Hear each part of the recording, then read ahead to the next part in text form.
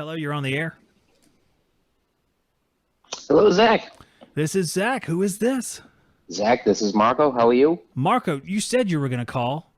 I did say I was going to call, but I'm going to make it way faster than I said. Well, you said 12 minutes. All you got to do is make it about 83% of what you Yeah, were. no, I only need 4 or 5 minutes. Uh, All right. Shoot. What's up?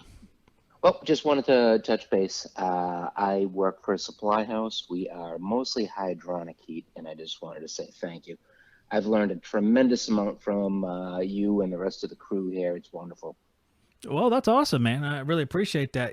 I think it's because we have dudes in the chat like yourself, like someone to call in to kind of help pull the knowledge together.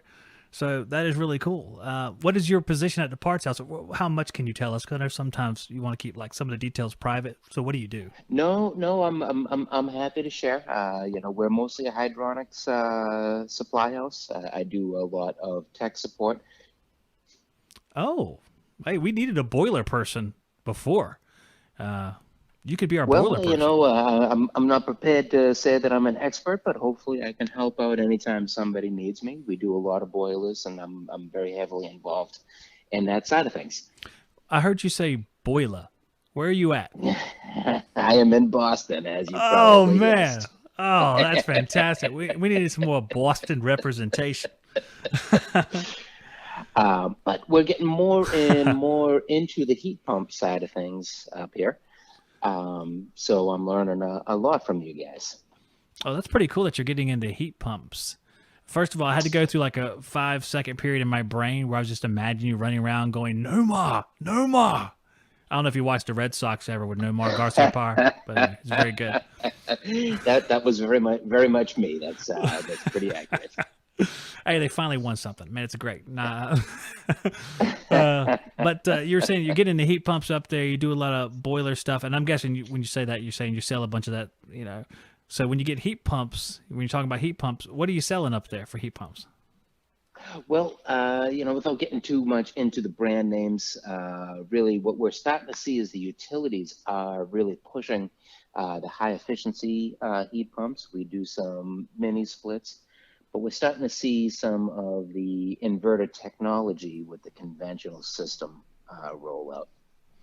So that's sort of what I was thinking you were going to say because they're more tailored to the colder environment over there. So does that go along with maybe a decline in the sale of boiler heat, or do you see that still staying steady? Well, we're seeing it stay steady. A lot of it is utility based. There are a lot of rebates for the high efficiency stuff, but we're starting to see some of the utility stuff switch over. Right now, there's a $10,000 rebate Good. for somebody that converts to a high efficiency heat pump. $10,000. $10,000, yes, sir. Now, do you know, as far as this rebate, what does that entail? What is a high efficiency heat pump in their eyes? I would have to check the exact numbers, but I want to say that it's got a SEER rating of 16 or 17% and an EER of 10. Well, that's not too awful high. I mean, that's not crazy high. 16's, almost normal these days. If we're at 14, are you guys? I guess you guys are maybe still at 13. I don't remember offhand. Yeah, we're in the process of upgrading that. Yes. Oh man, well that's pretty interesting how you're seeing it change. Now, how long have you worked in the parts house? Well, I've been in the parts houses for about 28 years now, but we're starting to see more and more HVAC. New England is a very traditional hydronic heat area. What about oil stuff? We do quite a bit of oil in the New England area. There is still a tremendous oil customer base out here. Well, that's what I was wondering. I had a grandmother that passed, but she lived in Rochester, New York. She had an oil furnace. A lot of the people that I knew that were up there had oil furnaces. And I was just wondering, as far as that goes, you figured that would be on the decline with, we're trying to move toward quote unquote green or whatever you want to call it. It is. It So, is. We have some cities and towns here that have actually put bans on natural gas installations. Natural gas. for new construction or remodels where 50% or more is being remodeled. Oh, well, man, I always thought of natural gas as like the most environmentally friendly gas you could get beyond LP or even oil.